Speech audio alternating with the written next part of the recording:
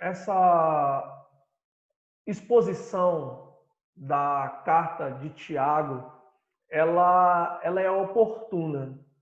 Quando eu separei esse livro para a gente expor porções de maneira assim, todas as semanas, eu fiquei pensando em que impacto isso ia ter na minha vida e o impacto que isso ia ter na vida de vocês, porque a carta de Tiago, ela é uma carta olhando de uma maneira bem sensível, ela é uma carta difícil de assimilarmos ela, porque ela, em alguns aspectos, ela é muito dura.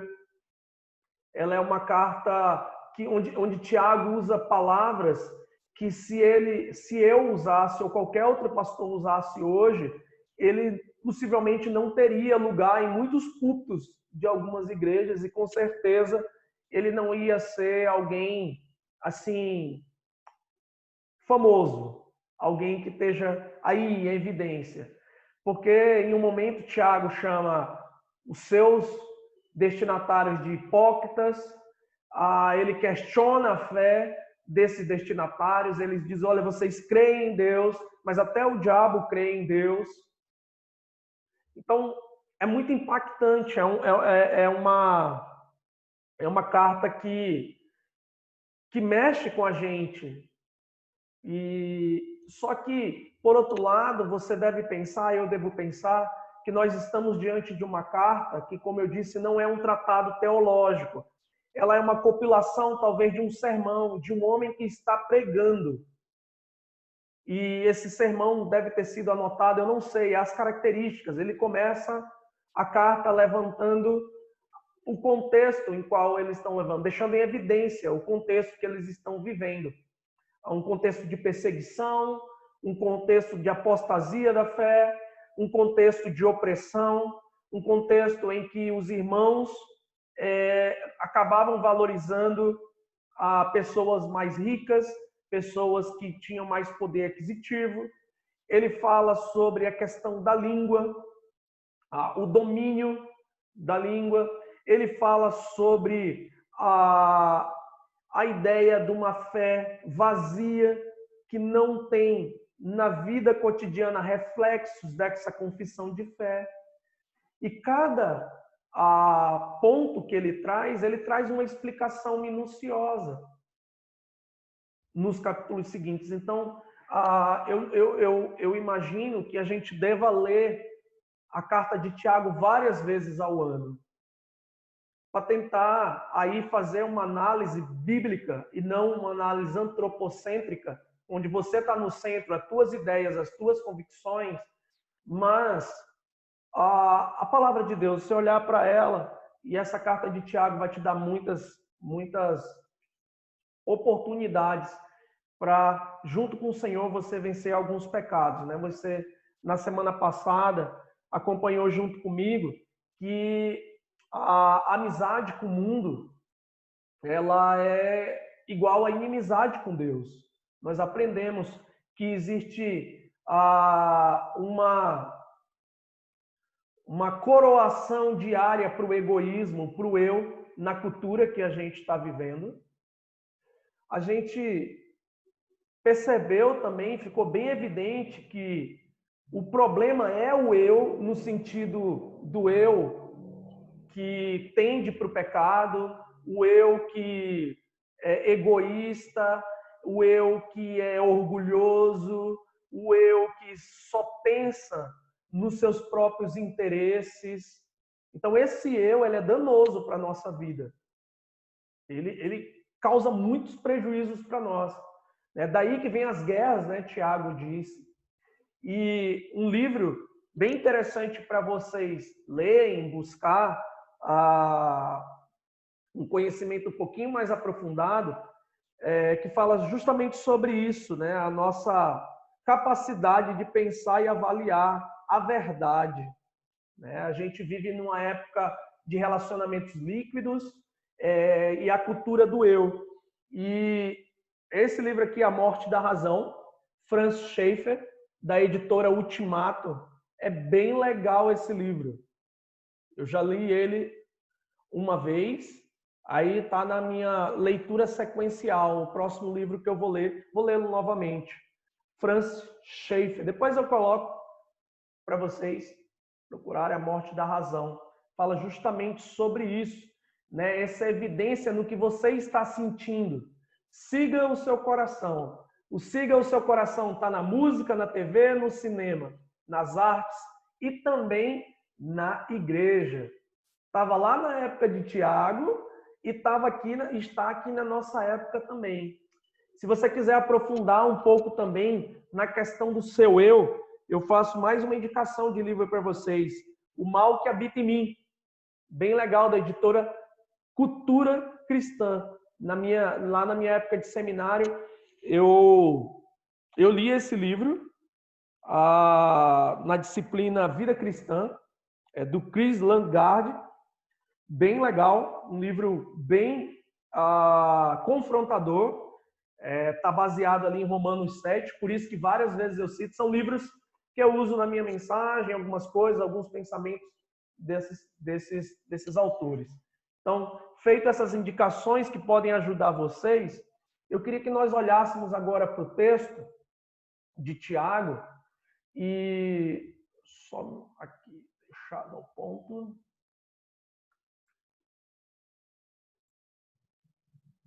Deixa eu só ver aqui que tem.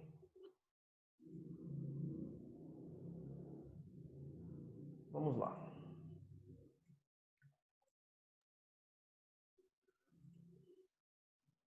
Então, nós estamos no capítulo 4 de Tiago, e agora a leitura que nós vamos fazer... Nossa, mas não é aqui. Só um instantinho.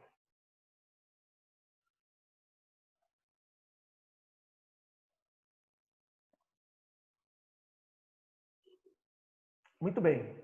Nós estamos no capítulo 4 de Tiago, e o texto que nós vamos ler é o versículo 7, o versículo 8, 9 e 10. Vamos lá? Vamos na leitura? Acompanhar aqui na tela ou então na tua Bíblia mesmo. Diz assim: portanto, sujeite-se a Deus, mas resistam o diabo e ele fugirá de vocês. Cheguem perto de Deus e ele se chegará a vocês. Limpem as mãos, pecadores. E vocês que são indecisos, purifiquem o coração. Reconheçam a sua miséria, lamentem e chorem. Que o riso de vocês se transforme em pranto e que a alegria de vocês se transforme em tristeza. Humilhe-se diante do Senhor e ele os exaltará. Você pode pensar, depois de uma leitura de um texto como esse, lá vem mais uma pancada. Muito pelo contrário. Eu vejo nessas palavras misericórdia. Misericórdia. Eu vejo nessas palavras muita amabilidade. Porque ele expõe, Tiago expõe possibilidades que estão explícitas no texto. Se você se achega a Deus, é porque ele está presente. Pior se ele não estivesse presente. Há uma forma de vencer o mundo e vencer o diabo: a sujeição ao Senhor. Há uma possibilidade de exaltação, no sentido de muitos benefícios. Está na humildade. Então, longe de ser uma pancada, um texto que despeja em cima de nós um peso maior do que a gente já carrega, ele aponta, na verdade, para a misericórdia de Deus. Ele aponta para um Deus amoroso, um Deus relacional, e a gente vai falar muito sobre isso durante essa mensagem. Antes de nós olharmos para o texto, nós precisamos pensar um pouco no que foi dito na mensagem passada, até mesmo porque o versículo 7, ele começa com portanto. Esse portanto é uma conclusão de uma ideia. Tiago está concluindo uma ideia, ele está usando essa palavra. Portanto, significa que tudo que ele construiu de pensamento agora está sendo concluído. Alô, pessoal que vai fazer Enem.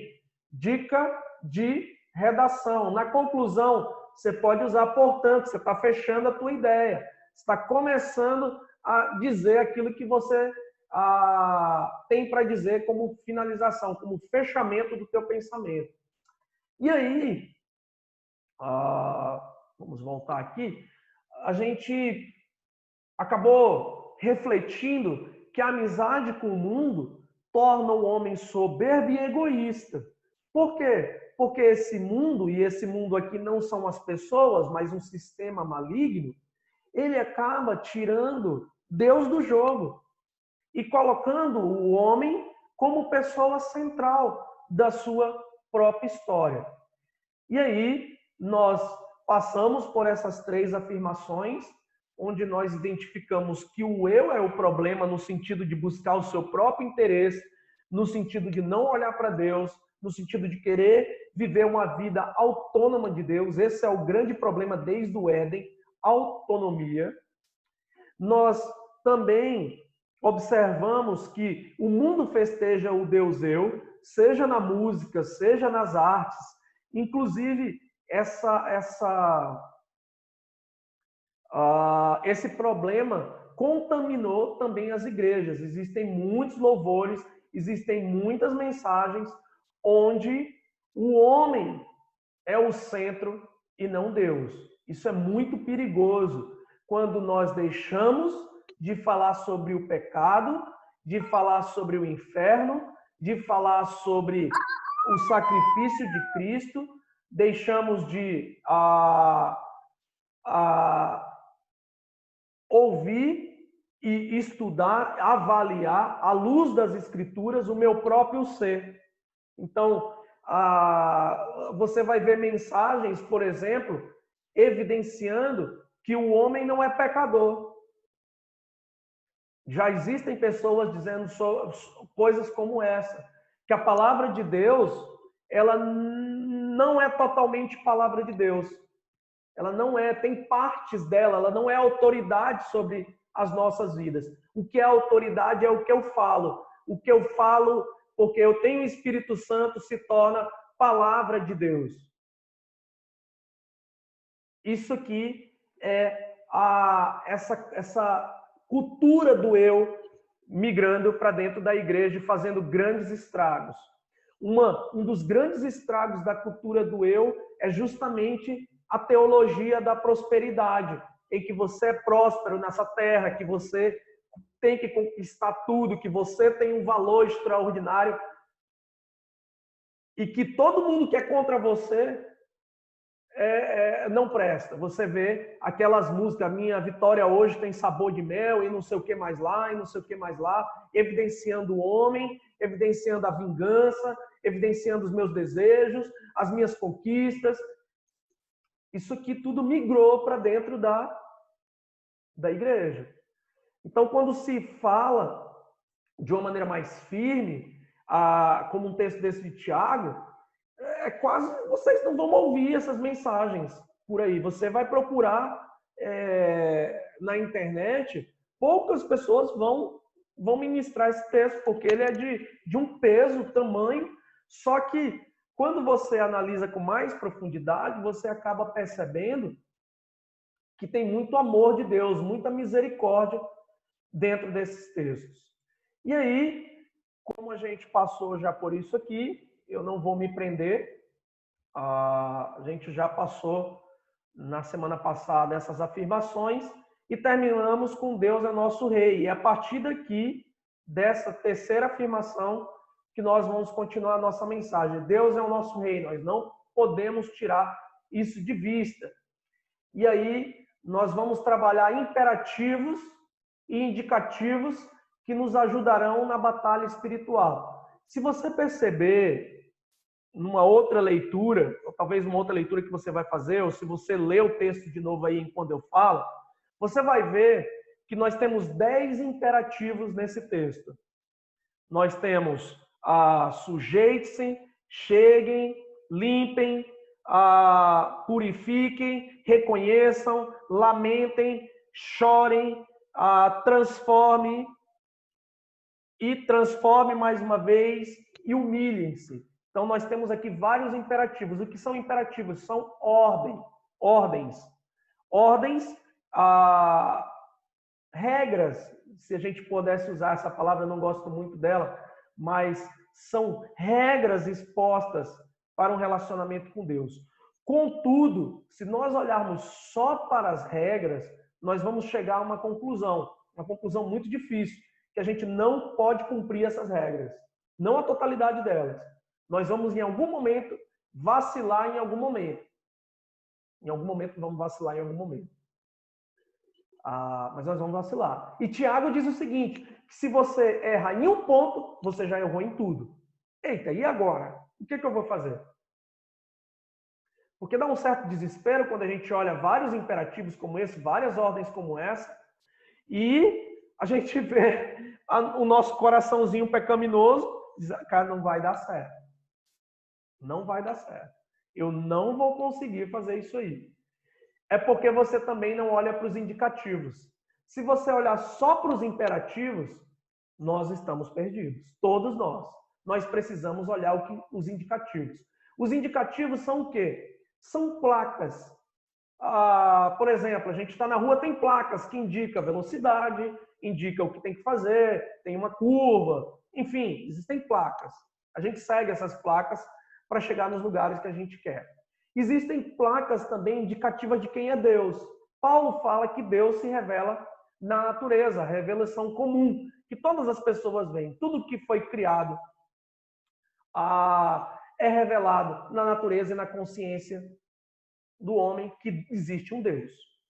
Mas existe uma revelação especial, que todos os crentes experimentaram ela, que é através da palavra de Deus, onde entenderam que são pecadores, entenderam que estavam destituídos da glória de Deus, entenderam que o salário do pecado é a morte, entenderam que o dom gratuito de Deus é a vida eterna em Cristo Jesus.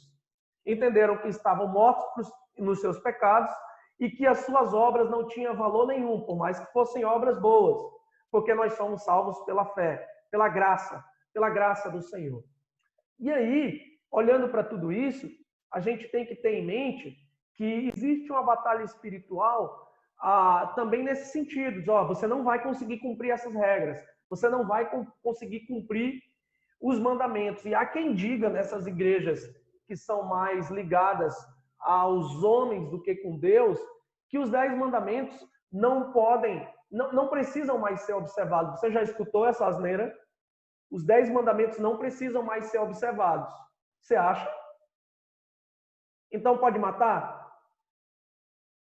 Pode roubar? Pode adulterar?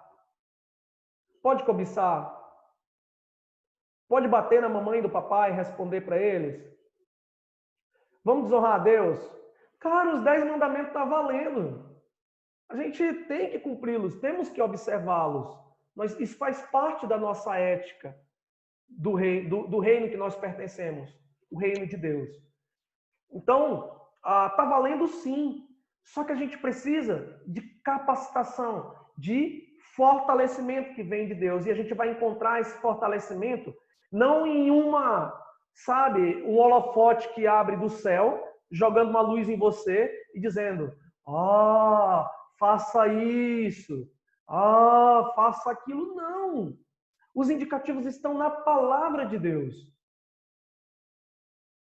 Os indicativos de Deus te fortalecendo, de Deus conduzindo a tua vida, já está exposto na palavra de Deus, inclusive nesses textos que a gente acabou de ler. Como existe uma batalha espiritual, é preciso entender quais imperativos, aquilo que a gente precisa fazer de fato, mas precisa entender quais são os indicativos, quais são as ferramentas que Deus usa, os instrumentos de graça dele, para nós vencermos o pecado. Grava essa palavra, instrumentos de graça, essa frase. Existem instrumentos de graça.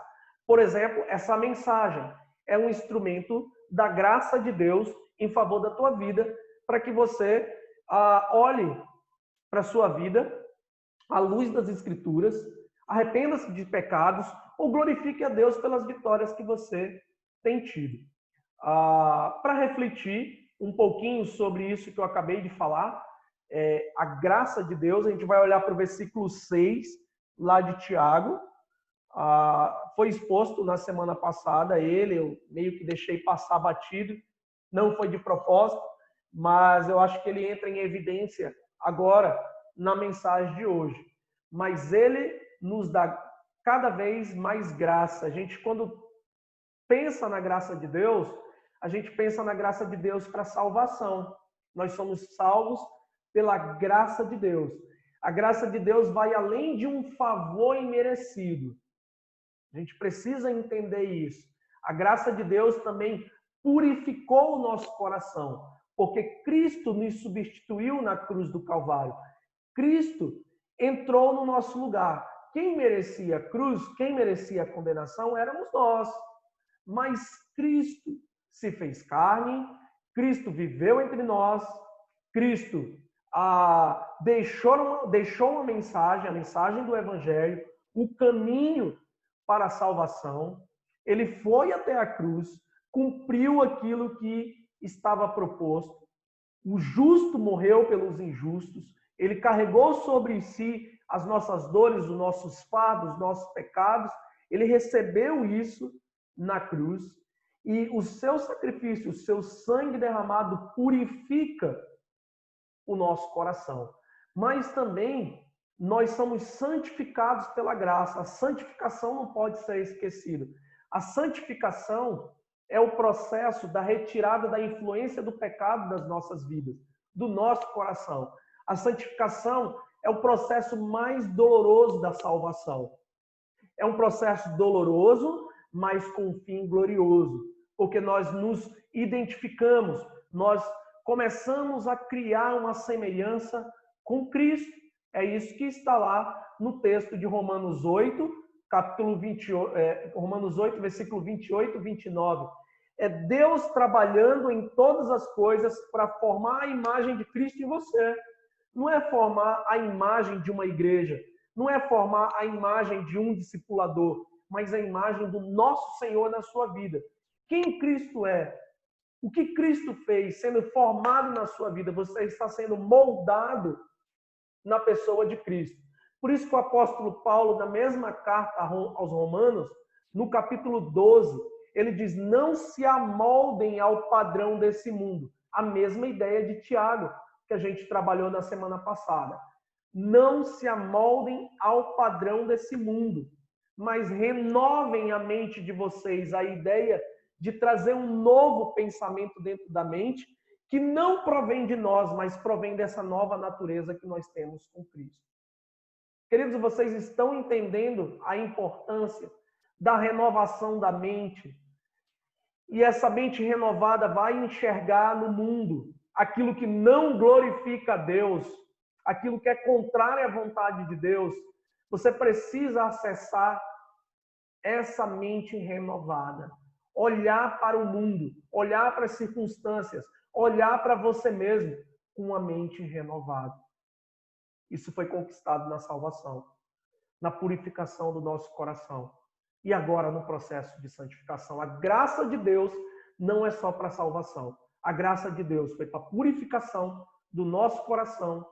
Sabe, todos os pecados que você cometeu e que vai cometer já foram pagos na cruz. Isso é muito tenso e constrangedor, porque até o que eu ainda não pequei já foi pago na cruz. Significa que quando eu ajo, faço algo que é contrário à vontade de Deus, eu estou justificando o sacrifício de Cristo na cruz. Pense nisso por um minuto. Se eu fui perdoado em todos os meus pecados, até aqueles que eu ainda não cometi, quando eu os cometo, significa que eu justifico o sacrifício do meu amigo na cruz. Em gratidão, o que eu faço?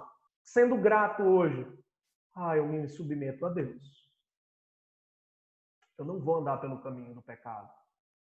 Eu tenho uma nova natureza. Eu tenho uma nova forma de pensar. Eu e você podemos dizer não para o pecado. Entendeu, queridos? A gente não conseguia dizer isso antes. A gente estava lá fazendo tudo que dava na nossa cabeça. E agora a gente tem a possibilidade de dizer não. Olha que maravilhoso. Dizer não para aquelas coisas que desagradam a Deus e que destroem a nossa vida. Olha que lindo! Misericórdia de Deus, amor de Deus pela tua vida. Não existe declaração de amor mais linda do que João 3,16. Não existe declaração de amor tão linda, porque Deus tanto amou o mundo, que deu seu Filho unigênito, para todo que nele crê não pereça, mas tenha vida eterna. Olha que lindo! Aos que creram nele, esse amor transformador e diário, contínuo, até o dia do nosso encontro, que maravilha! E aí, pensando nessa santificação, eu quero abordar alguns imperativos desse, mas me focar mais nas placas indicativas, que vai nos ajudar na batalha espiritual. E nesse contexto dessa batalha, pela minha mente, o mundo tentando tirar o meu foco de Deus, o diabo lançando tentações para me tirar do centro da vontade de Deus, a minha carne desejando esse pecado, desejando aquilo que Satanás oferece, que o mundo oferece. Essa batalha espiritual pelo controle do meu coração, ela pode ser vencida.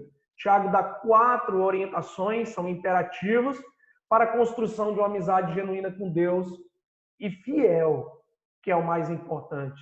Né? Na semana passada a gente viu no versículo 4 que Deus usa o termo adultério na sua palavra, gente infiel, as pessoas que tinham a amizade com o mundo. Vamos lá. Os indicativos que a gente vai trabalhar vão ser esses 3. Olha lá. Deus é relacional, Deus é misericordioso e Deus é galardoador. Durante a mensagem toda, nós vamos falar sobre esses 3 indicativos, tá bom? Então, você tem que ficar muito atento, muito atenta, porque os indicativos, eles vão te ajudar no cumprimento dos imperativos, em como você vai executar aquilo que Deus está pedindo. Tudo está sedimentado nesses indicativos. O primeiro imperativo é sujeite-se. Olhando lá para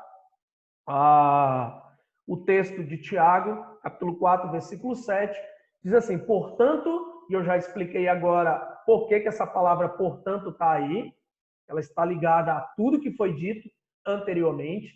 Ele diz: sujeite-se a Deus, mas resistam o diabo, e ele fugirá de vocês. A palavra sujeição, ela dá um entendimento dentro desse texto de obediência.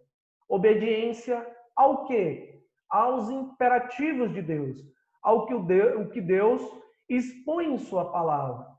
E a palavra resistir aqui não é uma ideia de um conflito cósmico em que você está brigando com o diabo, em que você está numa luta corporal com Satanás. Não é esse o significado. Mas é ser contrário àquilo que o diabo oferece, àquilo que o mundo oferece. Então, as palavras sujeição e resistir, elas nos dão uma ideia do quê? Quando você se sujeita a Deus, a esse Deus amoroso, a esse Deus que é relacional, o primeiro indicativo é Deus é relacional. Você faz isso. Enquanto você age dessa forma, a outra ação sua é resistir ao que o mundo oferece. Enquanto você obedece, você resiste. É uma continuidade, não está separado. Está junto. É uma ação contínua, uma ação que é requerida para todos nós.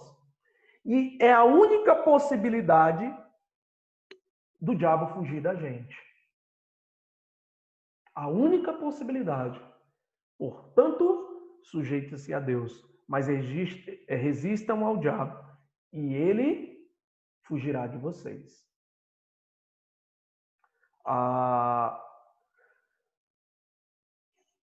Como que eu posso me sujeitar a Deus?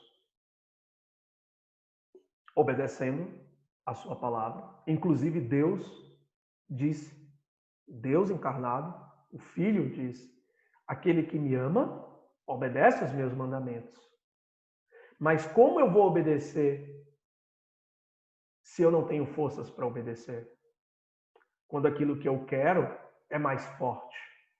Quando aquilo que eu desejo, que eu sei que é errado, e nós sabemos aquilo que é errado, como resistir a isso?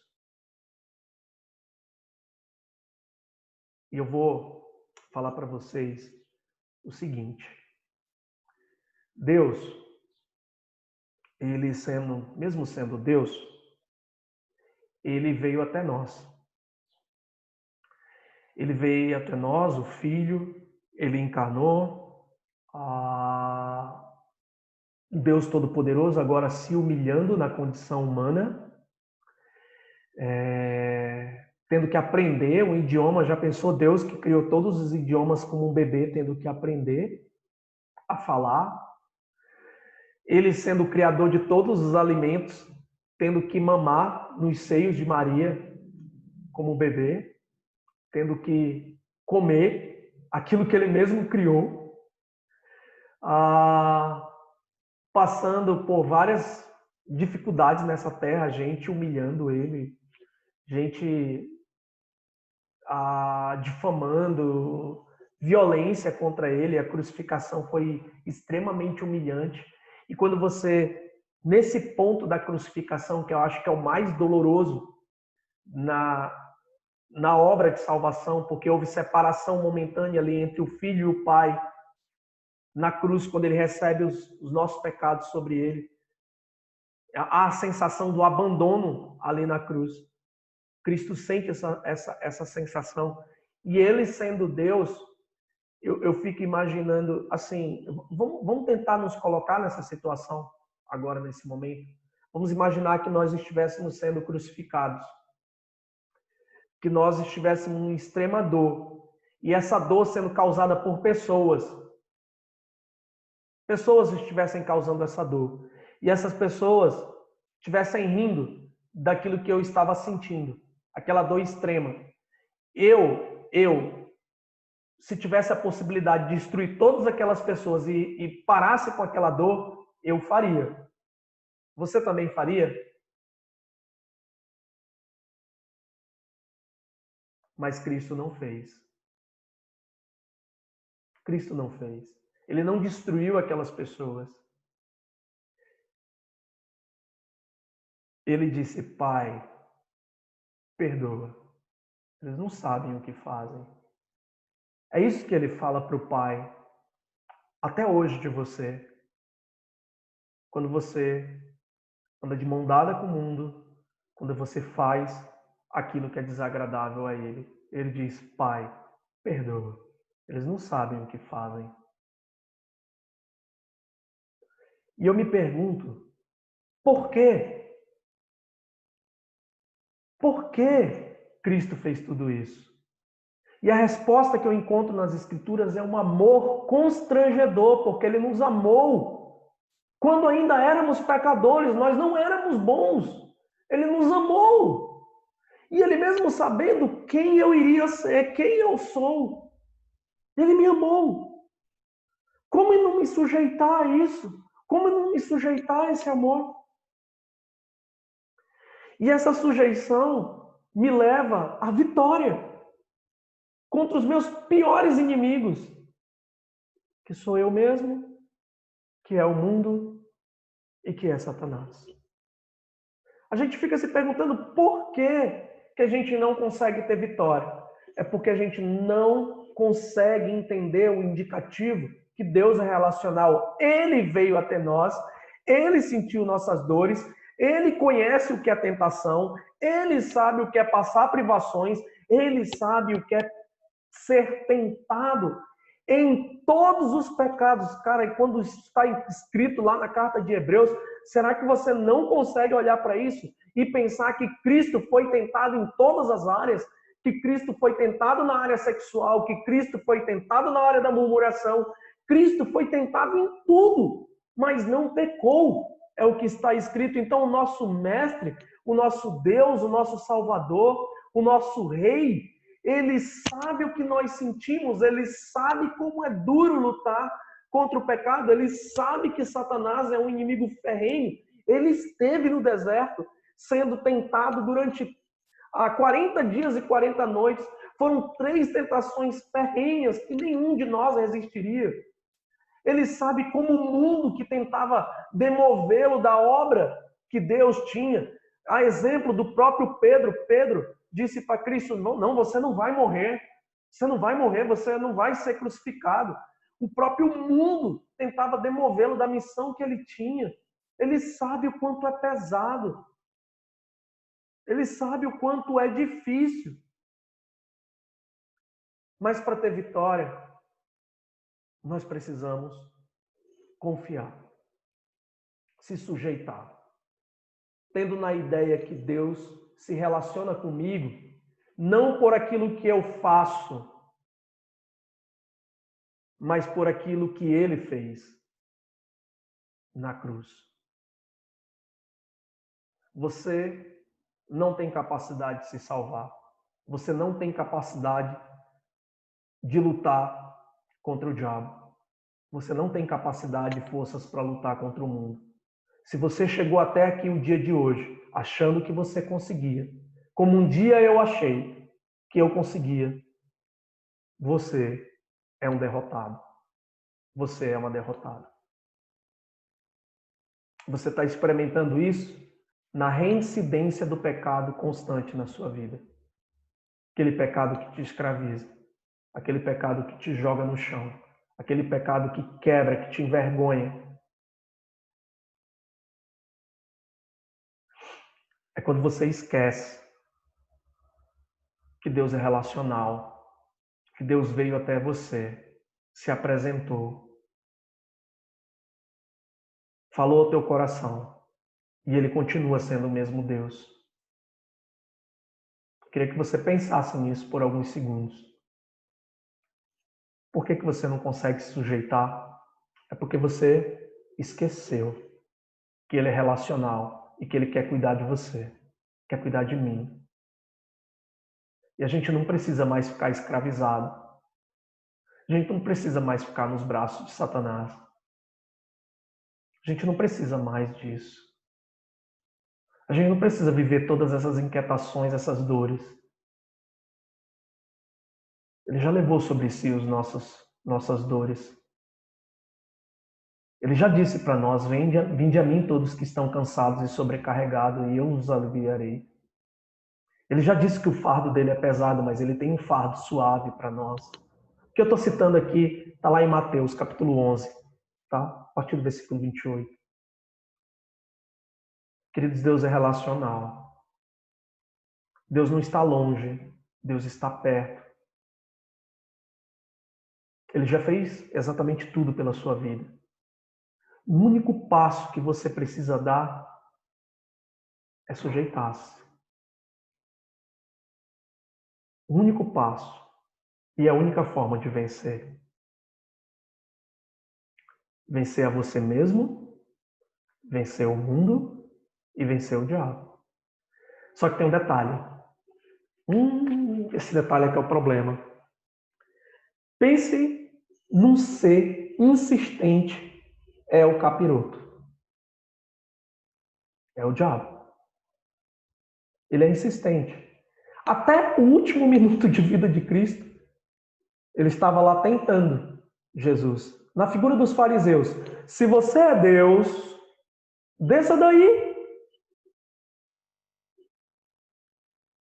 Olha lá se Jesus se desse essa tentação, hein?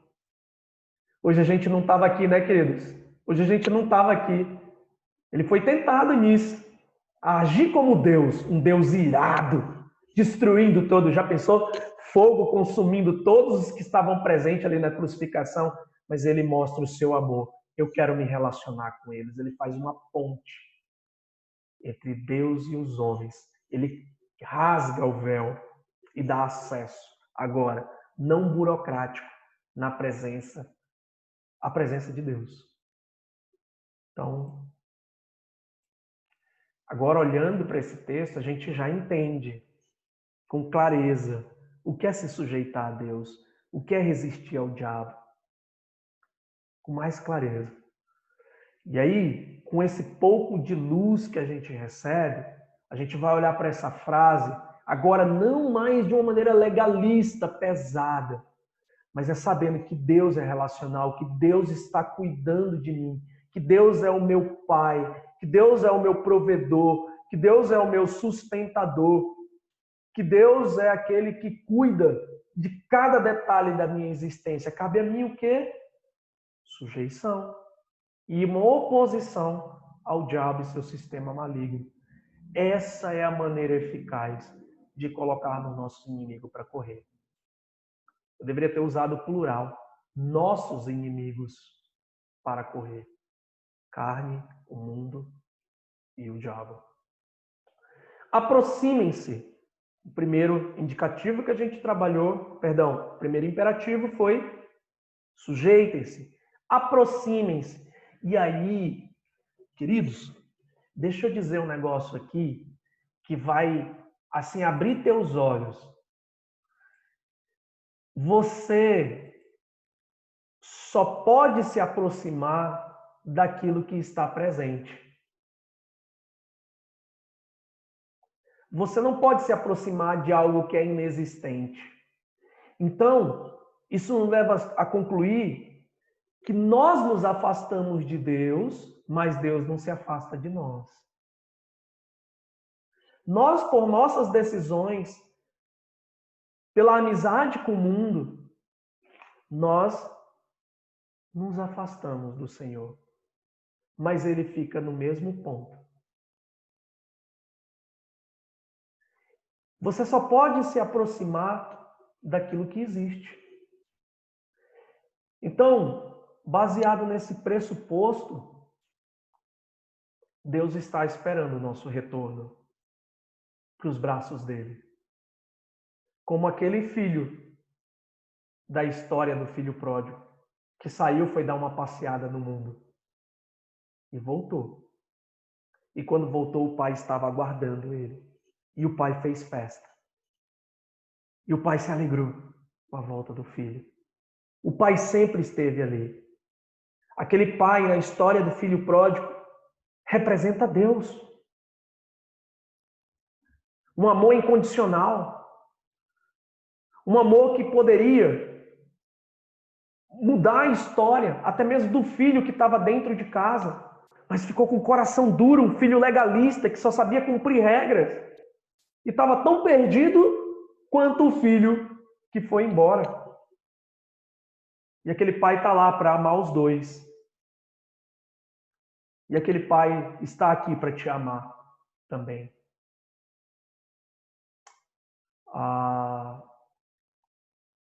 Quando a gente pensa na figura de Deus, se a gente for olhar com os olhos da cultura, nós vamos ver sempre um Deus irado. Um Deus de cabelos brancos, com vestes brancas e com um cajado na mão, dando porretada na cabeça da gente. Um Deus que castiga. Mas quando eu olho para Deus, à luz das escrituras de Tiago, eu vejo um Deus de braços abertos, dizendo: aproximem-se. Aproximem-se. Aproximem-se. Esse imperativo me faz lembrar que Deus é misericordioso. Lembra do segundo indicativo? O primeiro é Deus é relacional. O segundo indicativo é Deus é misericordioso, porque quando nós voltamos sujos. Se você pensar na história do filho pródigo, a roupa dele estava gasta, o sapato estava gasto, possivelmente ele não tinha dinheiro para cortar o cabelo, ele não fez ali uma reforma no visual dele para voltar para casa. Ele voltou extremamente quebrado. Ele comia comida de porco, gente. Ele passou pelas piores consequências que um pecado pode levar ao ser humano. Ele foi no fundo do poço. e no fundo do poço ele encontrou Deus de braços abertos. E ele voltou para Deus sujo. Então, quebra isso na mente que Deus espera que você esteja sempre limpinho. Na verdade, você pode chegar em Deus hoje, em oração, e dizer para Deus, Deus, eu estou sujinho. O meu coração é um coração que o pastor falou mesmo, um egoísta, eu sou egocêntrico, eu tenho amizade com o mundo, mas eu quero voltar para os teus braços, eu quero me sujeitar ao Senhor, eu quero me aproximar de ti. E ele vai dizer, filho, vem. Filha, vem. Mas venha do jeito que você está. O processo de transformação é ele que executa. Quem limpa o teu coração é Deus. Esse processo de santificação é tão doloroso para nós, mas tem um fim glorioso, porque a gente chega aos braços de Deus muitas vezes quebrado, e Deus cuida de nós, Deus limpa as nossas feridas, Deus nos dá uma nova possibilidade de vida. Isso é emocionante, que história linda, que história de amor. O Deus Todo-Poderoso quer se relacionar contigo, Ele é misericordioso, Ele poderia te castigar, Ele poderia te dizer, eu não quero mais você, Ele poderia dizer, olha, não, você quebrou a minha confiança, mas Ele diz, vem, vem, aproxime-se, aproxime-se. E aí, dentro dessa aproximação, vamos ver o que Tiago disse aqui.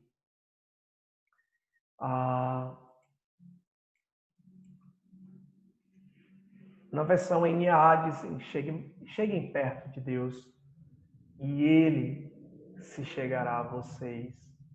Deus presente, Deus misericordioso, que não olha somente o pecado, mas nos dá a possibilidade de vencer o pecado. E aí Tiago usa uma expressão do Antigo Testamento, limpem as mãos pecadores, e vocês que são indecisos purifiquem o coração. Isso aqui é uma purificação cerimonial no Antigo Testamento. Por que ele está usando essa expressão aqui? O pecado impede a aproximação com Deus. A indecisão, mundo ou Deus, esse questionamento é igual à infidelidade. Então, quando eu me achego a Deus, é com a disposição de dizer não para mim mesmo, não para o mundo e não para o diabo. Então, esse passo que eu dou na direção de Deus não é um salto no escuro. Não é um salto de fé. Eu sei quem é que está lá do outro lado. Eu sei quem está me esperando de braços abertos. É o meu Senhor, é o meu Salvador que está ali. Não é um tiro no escuro, como alguns pregadores falam. Dê um salto de fé. Não é um salto de fé, queridos. É um salto na direção de um absoluto, de um Deus que nos ama e que mandou o Filho dele para morrer no nosso lugar e arrumar o nosso coração, arrumar a nossa forma de pensar, nos dá a esperança da vida eterna. Olha que lindo! Percebe que não é culpa de ninguém você ter se distanciado de Deus. Não é culpa de Deus. Você foi andando para longe. E hoje você está aprendendo que tem possibilidade de volta. Que Deus está esperando. E quem vai efetuar essa limpeza e essa purificação, quem é? O Deus Todo-Poderoso. A graça de Deus santificadora. É Ele que está operando tudo. Enquanto você pensa que é só um cumprimento de regras, na verdade Ele está conduzindo a tua vida. Ele está te dando perspectivas novas. Ele está cuidando de você. Ele não é um pai injusto. Nós temos pais injustos. Mas Ele não é injusto, nosso Pai. Quanto amor pelas nossas vidas.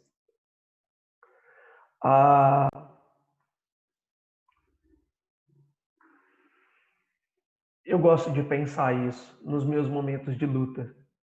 É Deus que se aproxima primeiramente e expõe a maneira clara às claras a nossa condição espiritual. Deus não esconde.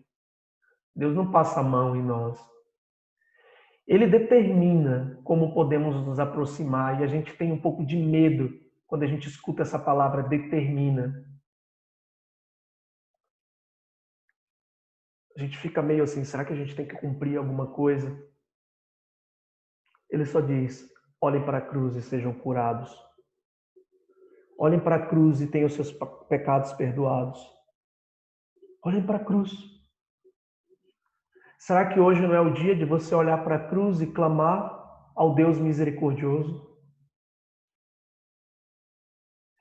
Senhor, eu quero me aproximar de Ti, mas as minhas mãos estão sujas e o meu coração está indeciso. E eu ouvi falar da Tua graça. Opera em mim, Senhor, esse milagre. Me dá forças para voltar na Tua direção. Me dá forças para caminhar contigo. Me dá forças para andar do Teu lado, Senhor. Me dá forças para vencer o mundo, Senhor. Me dá forças para vencer as tentações, Senhor. Diga ao Senhor, eu sofro com os pecados, Senhor, que eu cometo. Eu sofro, eu choro. Diga ao Senhor essas coisas. É dessa forma que Ele quer que você volte. Com consciência do seu estado miserável, do seu estado pecador. Sabe, você está diante de um Deus santo, mas que abriu a possibilidade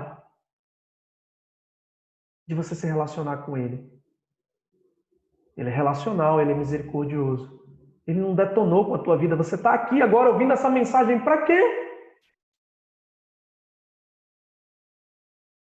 Para ir até Ele. Ir até Ele hoje.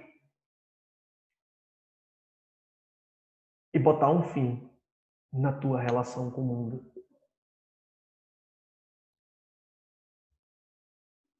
E dizer, Senhor, eu quero ser fiel a Ti. Com tudo que tenho, com tudo que sou. Isso é tu com Deus, isso é eu com Deus.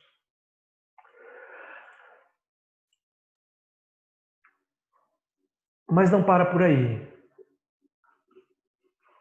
A gente precisa de arrependimento. E esse indicativo aponta para isso. Arrependam-se. Reconheçam a sua miséria. Lamentem e chorem. Que o riso de vocês se transforme em pranto e que a alegria de vocês se transforme em tristeza. Meus irmãos, quando nós olhamos a história do Deus que quer se relacionar conosco, que é o primeiro indicativo, Deus é relacional. E a gente olha na história e vê que Deus é misericordioso, não tem outra forma de nós olharmos para o nosso pecado a não ser com tristeza. Paulo alertou os irmãos de Coríntios, em 1 Coríntios capítulo 5, que eles estavam orgulhosos. Tinha gente cometendo pecado sexual lá dentro da igreja e eles não estavam fazendo nada. O orgulho deles, de conhecimento, de espiritualidade, superou o desejo de se relacionar com Deus. Deixa eu dizer um negócio bem importante para vocês. A teologia de vocês deve aproximar vocês de Deus e das pessoas. Teologia que distancia a pessoa de Deus e das pessoas não provém do Senhor. Não provém de Deus. A verdadeira teologia é aquela que me aproxima de Deus e me aproxima das pessoas. E aí, eu olho para mim mesmo e eu vejo a minha condição de miserável. Miserável no sentido de pecador e sem possibilidade de resolver a minha condição. Sem Deus vou continuar pecando. Sem Deus continuarei fazendo coisas erradas. Sem Deus vai ser muito difícil cumprir esses indicativos. E aí o entendimento, na verdade, que é bíblico,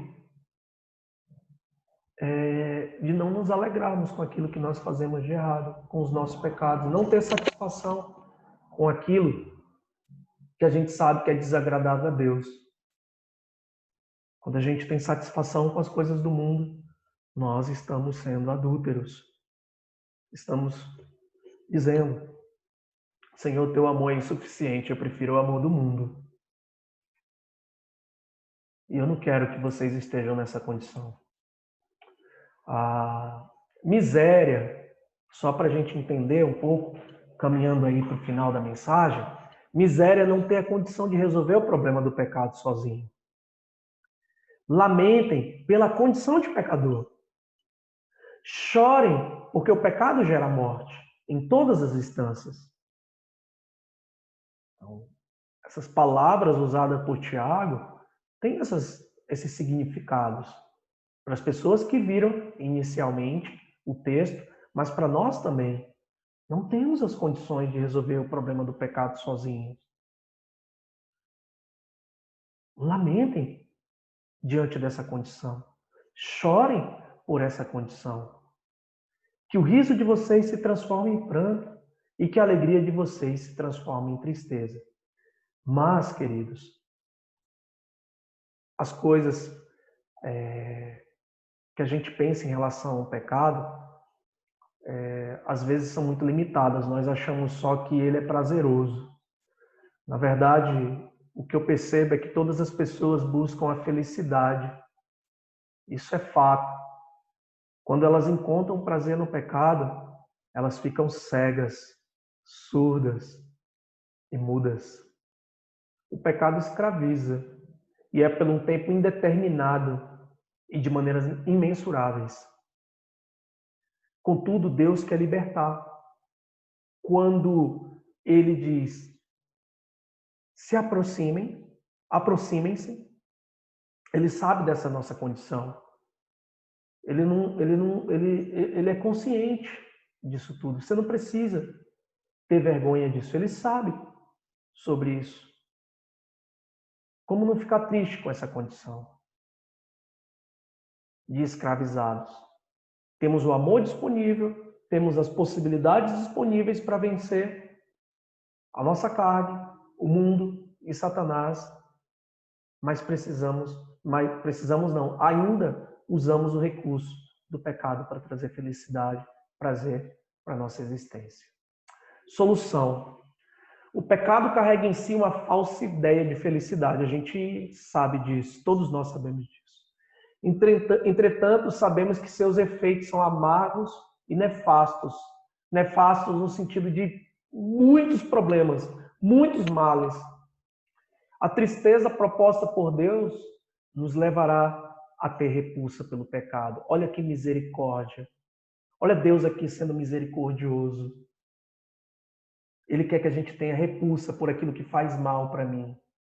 Ele quer que eu tenha nojo daquilo que faz mal para mim. Cara, isso não é bom? Nesse sentido, é paradoxal, porque essa tristeza me aponta para a alegria. Me leva no caminho da alegria. Muito bem. Seremos plenamente alegres em Deus, somente em Deus. Por último, humilhem-se. Humilhem-se. E aqui nós vamos ver um indicativo do Deus galardoador, do Deus generoso. O texto diz: humilhem-se diante do Senhor e Ele os exaltará. O clamor pelo perdão, extraordinário, queridos, isso aqui. O clamor pelo perdão destrói a soberba do nosso coração e nos leva à mais alta condição que uma pessoa pode chegar, ser chamado filho do Deus Altíssimo.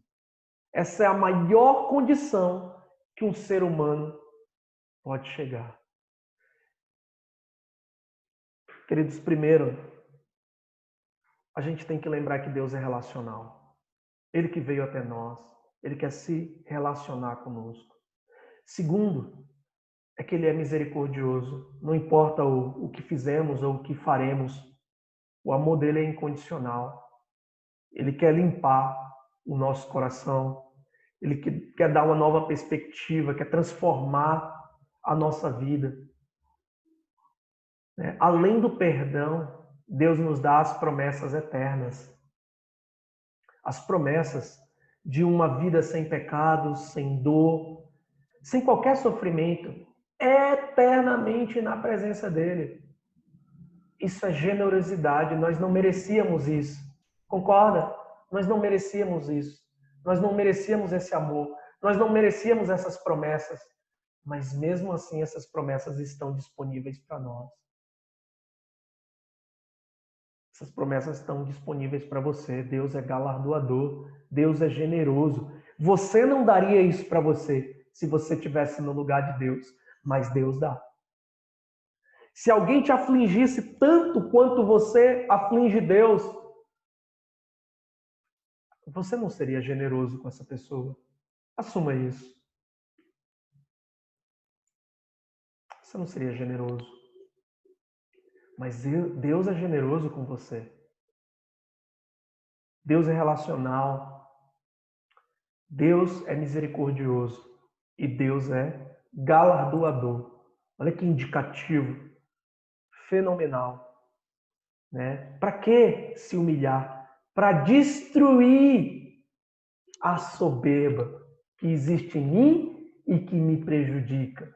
Para destruir o meu orgulho. Olha que benefício nós teremos se a soberba e o orgulho for destruído em nossos corações, meus queridos. Ele os exaltará. Ele os exaltará. O caminho para a alegria plena se chama humilhação. Ser exaltado é desfrutar da condição, de separado, santificado. Eita, Jesus, justificado. Podemos dizer não para o pecado. O que temos em Cristo é muito maior do que qualquer proposta do mundo. Tanta coisa que a gente ouviu aqui e que acabou nos encorajando. Para, Milton. Para de olhar para o mundo, para de olhar para os teus interesses. O que Cristo tem para você é muito maior do que qualquer coisa. Apesar de às vezes ser incompreensível. O caminho de Deus na santificação, para nós é muito doloroso.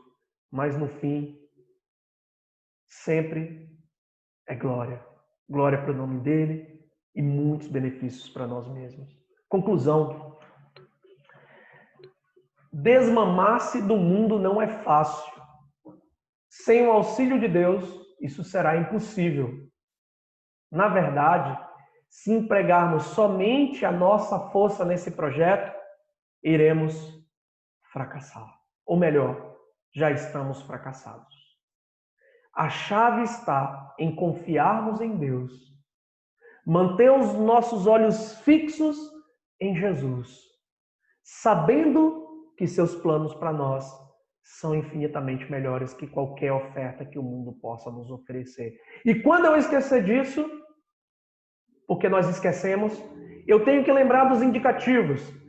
Deus é relacional, Deus é misericordioso e Deus é generoso. Amém? Que Deus os abençoe e que Deus dê a possibilidade de você refletir em tudo que foi dito para você, que você escutou, sabe que é palavra de Deus. E você sabe que abriu-se uma porta para você vencer a tua carne, vencer a amizade com o mundo e botar o diabo para correr. Vamos orar? Querido Deus, obrigado mesmo pela tua palavra, obrigado porque eu sei que o Senhor falou através dela comigo. E eu tenho certeza que o Senhor falou com os meus irmãos que estão aqui presentes também. Que a gente, quando estiver no meio das nossas lutas, cada um de nós lembre que o Senhor é relacional, que o Senhor é misericordioso, que o Senhor é generoso, que o Senhor é galardoador. Ó Deus, que a gente lembre desses indicativos. Lembre, sim, dos imperativos, das ordens, mas nós só vamos conseguir alcançar isso quando nós estivermos aos teus pés. Quando nós estivermos na nossa consciência, no nosso corpo, no nosso coração, a certeza de quem tu és. E esses indicativos que foram expostos hoje mostra quem tu és, Senhor. Eu te agradeço por mais uma vez expor a tua palavra e peço a bênção para o teu povo. Em nome de Jesus, amém. Muito bem, queridos. A gente daqui a pouco tem EBD. Acho que o pessoal do Sul se despede da gente. Vai ter que rolar o almoço. Até mais, gente. Deus abençoe. Nós voltamos 10h30, tá bom? Para a EBD. Até mais.